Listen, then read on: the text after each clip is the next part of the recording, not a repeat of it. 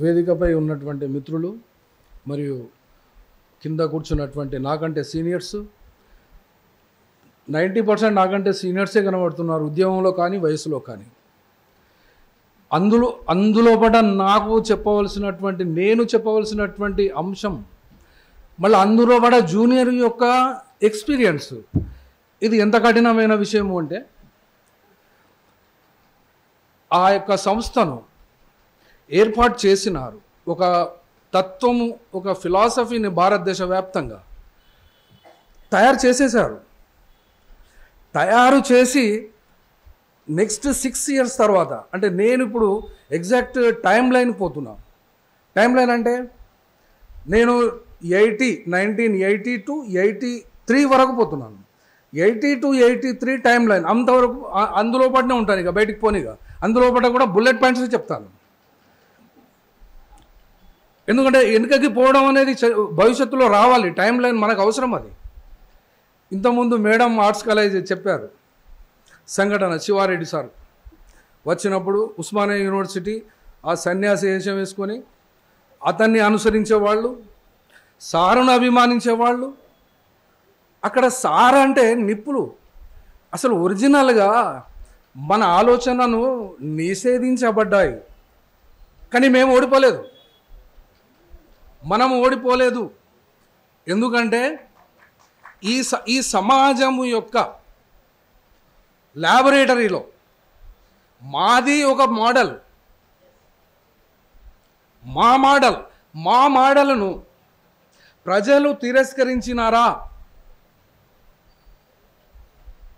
నాకు తెలిసి ఇప్పుడు స్టూడెంట్ భాషగా చెప్తున్నాను. నాకు పోటీదారులు 7-8 మంది ఉన్నారు. 7-8 మందికి మా లెక్చరర్ ఒకటే సబ్జెక్టులో మంచిగా కూర్చుండబెట్టి రాయించి చెప్పించి మంచి మార్కులు ఇస్తున్నాడు. నన్ను మాత్రం పరీక్షకు రాణిస్తలేడు. ఏంటి కారణం? నువ్వు రావద్దు, నువ్వు పరీక్షలు రాయొద్దు అంటున్నారు. మరి నేను పరీక్ష రాయొద్దు అని అనడానికి మీరెవరు? అంటే నేను లెక్చరర్ను. నువ్వు లెక్చరర్ అయితే నాకున్న అనర్హత ఏంటి? ఈ పైన పక్కకు ఉన్నటువంటి 5-6 స్టూడెంట్స్ వాళ్ళకు ఉన్న అర్హత ఏంటి? అంటే మీరు ఒకటే కాబట్టి నేను ఒక్కటి కాదు కదా. ఎందుకంటే నన్ను పరీక్ష రాయనిస్తలేవు నువ్వు. అంటే నా ఫిలాసఫీ ఓడిపోలేదు కాబట్టి ఆ ఫిలాసఫీని మొట్టమొదటిసారిగా 82-83లో మా యూనిట్ వరంగల్ హనుమకొండ విషయానికి వస్తే వరంగల్లో ఎంత అంటే 32 యూనిట్స్. ఒక యూనిట్కు మినిమం 10 to 40 మెంబర్స్. ఒక్కొక్క ఏరియాలో అయితే 100 మంది ఒక యూనిట్లో. అన్ని యూనిట్స్ అక్కడ ఒకవేళ మనమే కనుక పని చేయగలిగితే 87 నుండి ఇది బాగ్లింగంపల్లి ఏరియాలో ఉన్నటువంటి వాళ్లతో మాత్రమే నిండిపోయేది. ఎందుకంటే ఇది వేల లక్షల మీటింగ్లు పెట్టేవాళ్ళు ఇండియా వ్యాప్తంగా. ఎందుకంటే మనకున్నటువంటి ఫిలాసఫీని టెస్ట్ చేయనివ్వలేదు. టెస్ట్ చేసిన తర్వాత కదా మేము ఫెయిల్ అయ్యేది. అంటే మమ్మల్ని పరీక్ష రాయనీయకుండా, మమ్మల్ని మాట్లాడనీయకుండా, మా ఆలోచనలను ఏమాత్రం రావద్దు నీకు. రేపు పొద్దున ఒక మిషన్ వస్తుంది, నేను ఏం ఆలోచిస్తున్నానో అది కూడా నువ్వు కనిపెట్టి మమ్మల్ని జైలు వేస్తావంటే నీకు కావాల్సింది మనుషులా, రోబోలా? అసలు మనుషులు అవసరం లేదా? మనుషులు అవసరం లేదు అనబడేటువంటి విషయాలు ప్రపంచవ్యాప్తంగా చాలా ఉన్నాయి. ఎగ్జాంపుల్గా చెప్పాలంటే కోవిడే చూసుకోవచ్చు. పేద ప్రజలుగా 75 కోట్ల మందికి 5 కిలోల బియ్యమే ఎగ్జాంపుల్ కావచ్చు. ఎందుకంటే జనము అట్లా డిపెండబుల్ చేసినారు కదా. ప్రశ్నించడానికి వీల్లేదు కదా. నువ్వు ఏది చెప్తే అది మేము వినాలి కదా. వచ్చే రోజులలో ఎవరైతే వాళ్ళు చెప్పింది విని వాళ్ళ దగ్గర ఉద్యోగం చేసి ఏ పైసలైతే సంపాదిస్తారో ఆ పైసల మీద బతకడానికి ప్రపంచం తయారైంది. ఆ ప్రపంచంలో అంటే గ్లోబల్గా ఉండేటువంటి ప్రపంచంలో మన దగ్గర నుండి కూడా ప్రాతినిధ్యం ఉంది. ఒక కానిస్టేబుల్ మా ఆలోచనలకు సంబంధించిన ఒక సెంట్రల్ కమిటీ మెంబర్ స్థాయిని చంపేయగలరు. రాజుల కాలానికి పోతే ఒక రాజు మీద దాడి చేయాలంటే మళ్ళీ శత్రు శిబిరానికి చెందినటువంటి ఆ రాజు మాత్రమే దాడి చేయాలి అతని మీద.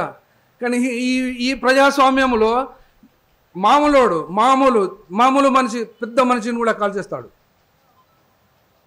అంటే ఇది పరీక్షకు రాయకుండా, పరీక్షకు గురి కాకుండా ఏ అయితే విద్యార్థులు 6-7 దగ్గర ఉండి కూర్చుండబెట్టి వాళ్లకు నేర్పించారో వాళ్ళంతటా వాళ్ళే కూలిపోయారు. ఎందుకంటే వాళ్ళు స్వతహాగా ఫెయిల్ అయ్యారు. వారిని ఎవరు ఓడించలేదు. వాళ్ళే అంతరించిపోయారు కూడా. ఇది ఒక నేపథ్యం. ఇక పర్సనల్ విషయానికి వస్తే, పర్సనల్ అనగా నాకు పర్సనల్ ఏముంటుంది? ఆర్ట్స్ కాలేజ్, ఈవినింగ్ కాలేజ్ యూనిట్కి ఐలన్నా వచ్చేది. ఐలన్నా వచ్చి ఆ యూనిట్కి సంబంధించినటువంటి విషయాల మీద డిస్కస్ చేసి మా దగ్గర నుండి ఫీడ్బ్యాక్ తీసుకున్నటువంటి క్రమంలోనే కవితలు రాయడం అవి చేస్తే నాకు విరసంలో సభ్యత్వం ఇప్పించారు. సరే, విరసంలో సభ్యత్వం కాబట్టి మేము అభిమానించేటువంటి వాళ్ళు కాబట్టి వివి సార్. దూర ప్రదేశానికి చూస్తే విరసంలో త్రిపురేణి మసూదరావు సార్, ఆయన ఎక్కడ పలాస కూడా పోయినా, నేను శ్రీకాకుళం ఎక్కడైనా సమావేశంలో వీళ్ళు విడివిడిగా కానీ కలిసి కానీ ఎక్కడైనా సమావేశం ఉంటే ఏ రకంగానైనా ఎదురించైనా సరే, జేబులో పైసలు లేకునైనా సరే, టీసీని భయపెట్టించైనా సరే సపడే కూడా అంతే, వేరే పని చేయకపోయి. ఎందుకంటే ఇక్కడ వరంగల్లో వివి సార్కు డైరెక్ట్గా శిష్యుని కాకపోయినా నేను వాల్ రైటింగ్ చేస్తుంటే పోలీసు వాళ్ళు వస్తే నేను గల్లీలోకి వెళ్ళి పారిపోయి రామన్నపేట ఆ సందులో మొత్తం పడుకొని ఉన్నారు ఎండాకాలం. వాళ్ళని తొక్కుకుంటూ పోయేసరికి అందరు లేచి దొంగ అంటే 8 ఫీట్ల గోడ నుంచి వెనకకు దూకితే ఎస్సీస్ కాలనీ అది. నేను దొంగ అని పట్టుకున్నారు నన్ను. నా వెంబడి ఇంకొక ఫ్రెండ్ ఉన్నారు. సరే దొంగ, మేము దొంగలం కాదు అంటే ఇది కట్టేసిల్లు. ఇక అరే మమ్మల్ని చూస్తే మేము దొంగలు అవపడుతున్నాం అంటే, దొంగలే మీరు, రాత్రి ఎందుకు వచ్చిళ్ళు? Okay, all right. ఎందుకంటే అది మాస్ ఏరియా కాబట్టి, వాళ్ళకు ఉండేటువంటి మాస్ సైకాలజీ కాబట్టి, రాత్రిపూట వచ్చేటువంటి వాళ్ళు దొంగలే కాబట్టి మేము దొంగలమే. పోలీస్ స్టేషన్ పోయినాం. తర్వాత వాళ్ళు 3-4 రోజుల తర్వాత అన్ని రకాల పూజలు చేసి నడవరాకుండా అయిపోయి వదిలిపెట్టిన తర్వాత నేను ఎందుకు ఇడిచిపెడతా వాళ్ళని ఇడిచిపెట్టే మనిషిని కాదు నేను. పోయి మాది కాకతీయ టాకీస్ ఎంజిఎం దగ్గర ఉండేటువంటి ఏరియా మొత్తం మాదే, అది సెంటర్. అక్కడ మాకు ఆ సెంటర్లో ఇట్లా జరిగింది అంటే అందరం కలిసిపోయిన వాడ మొత్తం వచ్చి మాది తప్పైందని చెప్పి వాడు. మాది తప్పు చెప్పకపోతే ఇక్కడ మీ సంగతే ఉంటుంది ఇప్పుడు ఇక్కడ. ఎందుకంటే మేము తేల్చుకోవడానికే నిర్ణయించుకునే వాళ్ళం, అంతేగాని మీరు చెప్తే అది కాదు, మీరు చెప్పినటువంటి విషయాన్ని మేము అంగీకరించేది కాదు. మరి దొంగలు ప్రూఫ్ చేస్తారా? కాదు, బైండ్ ఓవర్ కేస్. అప్పుడు రాసిన నినాదం ఏంటంటే 2-2-4 అన్నందుకు గండ్రాలు విసిరేటువంటి సీమలో స్వతంత్రం ఉందా? ఈ నినాదం నాకు ఇప్పటికీ గుర్తే. అదొక సందర్భం. తరువాత గ్రామాలకు తరలండి, ఇది చాలా పాపులర్. ఈ గ్రామాలకు తరలండి అయితే పోగానే వాళ్ళు రండి అనేది అన్నం మీద పెట్టరు. టైం అయిపోయింది, వచ్చింది. నేను అనుకున్నాను కానీ చెప్పాలనుకున్నటువంటి విషయాన్ని చెప్పాలి అని అంతమంది మీద డిసైడ్ అయినోని మీ మీద డిసైడ్ కాదా? నేను ఈ విషయం కూడా మీ మీదనే పెడతాను నేను. మరి నా అనుభవాలు చెప్పమన్నప్పుడు మరి నేను చెప్పేదాకా మొత్తంగా కూడా కాదు, అట్లీస్ట్ 3 పాయింట్స్ చెప్తాను నేను ఖచ్చితంగా. అప్పటిదాకా మీరు వినాల్సిందే, భరించాల్సిందే, తప్పదు మీకు. ఎందుకంటే నన్ను ఎందుకు కెలికారు మీరు? నన్ను కెలికితే భరించాలి. నేను టైం మెషిన్గానే ఉంటున్నాను, మరి కెలకకుండా ఉండాల్సింది. అయినా ఇప్పుడు మీ టైమే పోయింది, ఇప్పుడు నాది పోలే, నేను పోనివ్వను. ఇక్కడికి వచ్చినందుకు నాకు మొట్టమొదటిగా సుమారు ఇవాటికి 40 సంవత్సరాలకు సాంబమూర్తి గారు కలిశారు. వాళ్ళ సాంబమూర్తి గారు, నేను తూర్పుగోదావరి జిల్లా కాకినాడ హెడ్ క్వార్టర్ ఒకటి, రాజమండ్రి హెడ్ క్వార్టర్ ఒకటి. ఇక్కడ బిఏ అయిపోయిన తర్వాత Andhra university PG centre, MA అక్కడ కాబట్టి అక్కడ చదువుతున్న క్రమంలో మాస్టర్ జీ ఒకరు, తర్వాత వరంగల్ నుండే సుధాకర్, వీళ్ళు సిఓలుగా వచ్చినారు. వాళ్ళ తర్వాత సాంబమూర్తి గారు వచ్చారు. అక్కడ ఏజెన్సీలో పని, టౌన్ మొత్తం పని, పోస్టర్లు నేనే రాయాలి, నేనే అతుకు పెట్టాలి, హార్బల్ మిషన్ నేనే తెచ్చుకోవాలి, నేనే స్టూడెంట్స్ జమ చేయాలి, నేనే మీటింగ్ చెప్పాలి. అక్కడ ఉన్న స్థితి. అటువంటి స్థితులలో అక్కడ ఎదురైనటువంటిది, Ambedkar is my father. Yes, of course your father. మేమేం దాన్ని రిఫ్యూజ్ చేస్తలేం. వాళ్ళతో గంటలు కాదు 100 రోజులు కూర్చొని చెప్పినా కూడా వాళ్లకు ఆ ఫిలాసఫీ తప్ప మా ఫిలాసఫీ వాళ్ళు ప్రాక్టికల్గా రాలేదు. దాంట్లో ఉన్నటువంటి ఇబ్బందులు ఏంటి అనే జోలికైతే నేను పోదలుచుకోలేదు. కానీ చుట్టుపక్కల ఫారెస్ట్లో ఉండేటువంటి వాతావరణం డిఫరెంట్. ఆ ఫారెస్ట్ వాతావరణంలో రియాక్షన్, ఇమ్మీడియట్ రియాక్షన్. ఎందుకంటే అక్కడ ట్రైబల్స్ కాబట్టి మనం ఏది చెప్పినా, పోలీస్ క్యాంప్ ఉన్నా కూడా ఊరేగింపు చేసి మీటింగ్ పెట్టి మీటింగ్లో మాట్లాడడం జరిగింది. అనగా ప్రజలు నిర్ణయించవలసినటువంటి విషయాన్ని ప్రజలు నిర్ణయించకుండా అసలు లెజిటిమేసీ అనేది స్టేట్కు ఉండదు, లేదు కూడా. ఫస్ట్ మనిషి పుట్టినా స్టేట్ పుట్టిందా అనే విషయానికి వస్తే ఫస్ట్ మనిషే పుట్టాడు, తర్వాత స్టేట్ వచ్చింది. కాబట్టి state is illegitimate instrument over the people to rule. ఈ విషయం వచ్చింది. మనకు పరీక్షకు రాయనీయలేదు అనే విషయం అయితే ఉంది కదా. దీని గురించి నేను ఏమంటున్నానంటే, నాకున్న పర్సనల్ ఒపీనియనే. ఎందుకంటే ఇక్కడ అందరం పర్సనల్సే. ఒక సంస్థతో జ్ఞాపకాలు ఏమిటి ఉన్నాయి, స్మృతులు ఉన్నాయి, చాలామందిని కోల్పోయాము కూడా. కోల్పోయినటువంటి వాళ్ళల్లో ఇప్పుడు మొట్టమొదటిదిగా ఐలన్న, తర్వాత విలేజ్ క్యాంపులలో పులి అంజన్న, ఐలన్న. మా వాడలోకి వెళ్ళి బుక్స్ మనిషి దగ్గర నుంచి జమ చేసి ఒక చోట పెడితే ఆ పిల్లవాడు మాకు తెలియకుండా చదివి జంపు యూజీ కథం. అరే మేము తిరిగి చూసే వాళ్ళకు అవుట్, పిల్లవాడు లేడు, పుస్తకాలు కనబడతలో ఉన్న ఏడి వాడు లేడు. మేకల గండిలో ఎన్కౌంటర్ చేయబడ్డాడు. ఇది మేము ఊహించలే, మాకు తెలియదు. సమాజంలో ఏం జరుగుతుందో కూడా చెప్పడానికి ఊహకు అందితే వాళ్ళు మనుషులు ఎట్లయితారు? ఫిలాసఫర్స్ అయినా కూడా ప్రపంచంలో ఫిలాసఫర్స్కు అంత శక్తి కనుక ఉంటే ఈ 5 ఫిలాసఫీలో అందరు జమయ్యి నా ఫిలాసఫీని బంధు పెట్టించాలి కదా. కాబట్టి ఈ ఫిలాసఫీని ఎట్లా ఛేదించాలి? ఏ రాజ్యం అయితే ఈ విషయాన్ని మాట్లాడనీయకుండా చేస్తుందో వీటిని రాజ్యాంగబద్ధంగానే ప్రతి కోర్టులోనూ వీటిని ఛాలెంజ్ చేయవలసిందిగా మిమ్మల్ని అందరినీ మనవి చేస్తూ సెలవు తీసుకుంటున్నాం.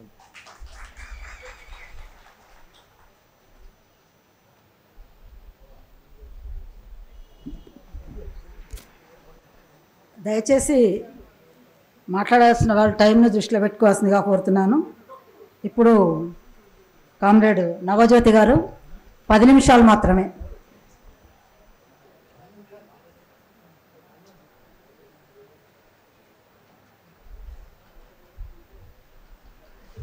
కామ్రేడ్స్,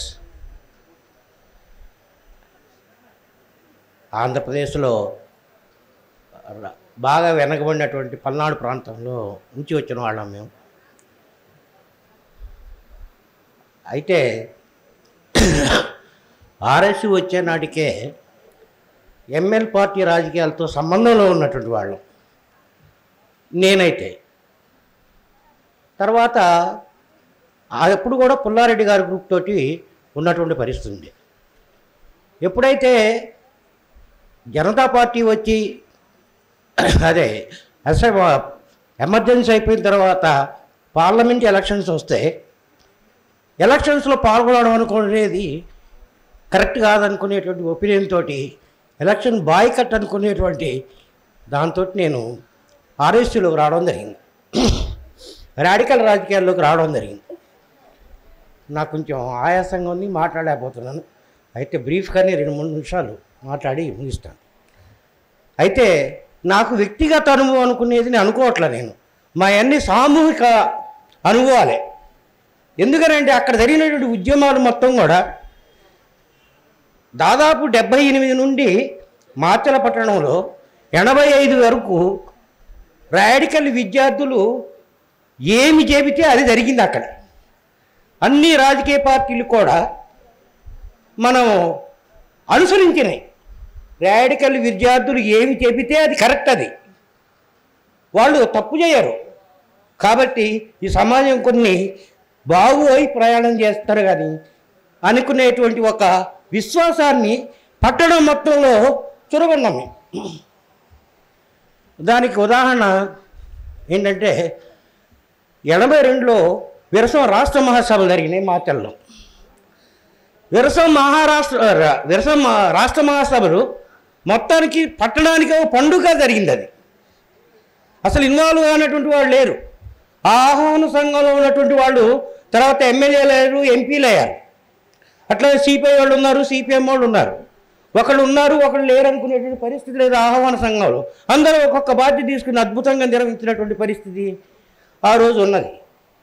అట్లనే పౌర హక్కుల ఉద్యమాలని, అంటే మనుషులకు ఉండేటువంటి హక్కుల్ని భంగం కలిగినప్పుడు అది ప్రజా ఉద్యమంగా మార్చి ఉద్యమాలుగా మార్చినటువంటి నేపథ్యం మాచర్ల పట్టణానికి ఉంది. అది ఏమిటనంటే ఒక అంటే చిన్న ఉదాహరణ చెప్తాను. వాడు రౌడీ పిల్లోడే తాగి బార్లో గోల్ చేస్తూ ఉంటే చచ్చే విధంగా కొట్టారు పోలీసులు ఆ గొడవలో. దాన్ని ఊరు మొత్తం, టౌన్ మొత్తం కదిలింది పోలీస్ స్టేషన్ మీదకి. అప్పటికి రమీజాబీది జరిగి ఉన్నది. తర్వాత కాలేజీలో పెద్ద ఎత్తున కాలేజీ భవనాల కోసం, అట్లనే సిమెంట్ ఫ్యాక్టరీ దుమ్ము ధూళి అనుకునేటువంటి దాంతో మేము ఫ్యాక్టరీలో పనిచేసి వచ్చిన వాళ్ళుగా ఉండేవాళ్ళం, కాలేజీకి పోయి వస్తే. అందుకని అది పట్టణంలో అదే సమస్య, ప్రజలకు అదే సమస్య, విద్యార్థులకు అదే సమస్య. అందుకని పౌర సమాజాన్ని కూడా కలిపి ఒక ఐక్య సంఘటన నిర్మాణం చేసి పెద్ద ఎత్తున భవన కలుషిత సిమెంట్ ఫ్యాక్టరీ, కేసీపీ ఫ్యాక్టరీ కాలుష్యానికి వ్యతిరేకంగా ప్లస్ కాలేజీ డిగ్రీ కాలేజీకి నూతన భవనాల కోసం కూడా పెద్ద ఎత్తున ఉద్యమం జరిగింది. అది ఒక దశలో మొదటిగా జరిగినటువంటిది. దాంతో ఏమైందనంటే మొత్తం ఈ ఐక్య సంఘటన కలగడం, అందరినీ కలుపుకొని పోవడం, అది అందరి సమస్యగా చేయడంలో కరపత్రాలు వేయడం, వాల్ పోస్టర్లు పెంచడం, బహిరంగ సభలు పెట్టడం, ఇట్లాంటి అనేక కార్యక్రమాలు, ప్రచార కార్యక్రమాలు సామూహికంగా నిర్వహించాము. ఇందులో వ్యక్తుల అనుభవాలు అనుకునేటువంటి అనేదాన్ని నేను ఎప్పుడు ఆలోచించాల. ఇది సమూహంగా ఉండే దాన్ని నా ఉద్యమంలో సమూహంగానే చేసిన కార్యాచరణగా నేను భావిస్తూ ఉన్నాను. తర్వాత ముఖ్యంగా అక్కడ దేవర నాగులు అని చెప్పేసి లాకప్ డెత్, శవమాయం కేసు అనేది ఒకటి పెద్ద ఎత్తున జరిగింది. ధనలక్ష్మి అనే ఒక అమ్మాయిని రేప్ చేయడం జరిగింది. అట్లనే హోటల్ రేట్లు పెంచితే హోటల్ కార్మికులకి ఇదైతే, లేకపోతే నాపరాయి కార్మికులకి వాళ్ళ హక్కుల కోసం ఇట్లా అనేక సంఘాలు ఏర్పడినాయి. ఈ ఐక్య సంఘటన గట్టి చేసిన ఉద్యమం వల్ల ప్రతి వాళ్ళని ప్రభావితం చేయగలిగింది రాడికల్ మూమెంట్. అట్లనే కాలేజీలో ఒక ప్రజాస్వామిక సంస్కృతిని, ఆడపిల్లల్ని ఏడిపించడం, గుండాయిజం, టౌన్లో ఉండేటువంటి గుండాయిజం, ఇవన్నీ కూడా రూపు మార్చిపోయినాయి రాడికల్ ఉద్యమం బలంగా ఉన్నందువల్ల.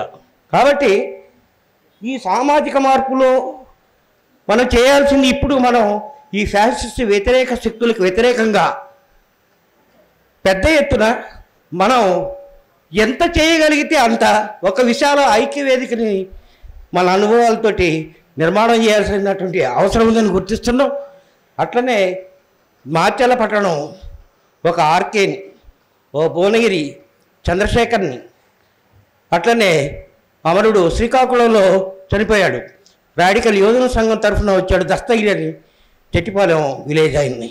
అట్లా తర్వాత జరిగినటువంటి నల్లమల ఫారెస్ట్ ఉద్యమం ఏదైతే ఉందో ఆ ఉద్యమానికి కూడా అక్కడే పునాది పడింది. కాబట్టి చాలా విషయాలు ఉన్నాయి, చాలామంది మాట్లాడాలి. కాబట్టి నాకు ఈ అవకాశం ఇచ్చినటువంటి, నాకు అసలు ఇక్కడ మాట్లాడే అవకాశం వస్తుందని నేను అనుకోలే, నేను ప్రిపేర్ కూడా కాలే. సరే, ఓ రిపోర్ట్ తయారు చేసాం, దాంట్లో నుంచి కొన్ని విషయాలు చెప్పాను. ఈ అవకాశం ఇచ్చిన మిత్రులకి ధన్యవాదాలు చెప్తూ ముగిస్తాను. థ్యాంక్ యూ జ్యోతి గారు, చాలా తొందరగానే ముగించారు. ఇప్పుడు ఈ పూర్వ విద్యార్థుల అనుభవాల్లో ఆఖరి వక్త కామ్రేడ్ పద్మ గురించి ఇప్పుడు ఇంతకుముందు నా ఉపన్యాసంలో కూడా మీరు వినే ఉన్నారు. అది కాకుండా మొట్టమొదటి విప్లవ విద్యార్థి ఆర్ఎస్యు స్టూడెంట్స్ నాయకుడు కామ్రేడ్ రాజకుమార్, కామ్రేడ్ ఆజాద్ సహచరి కామ్రేడ్ రాజకుమార్ మా అందరికీ చాలా పెద్ద ఆదర్శప్రాయుడు. ఆయన ఆర్ఎస్యు వరంగల్ ఆర్ఈసీలో చదివి అమరుడయ్యారు. ఇప్పుడు కామ్రేడ్ పద్మని మాట్లాడాల్సిందిగా కోరుతున్నాను.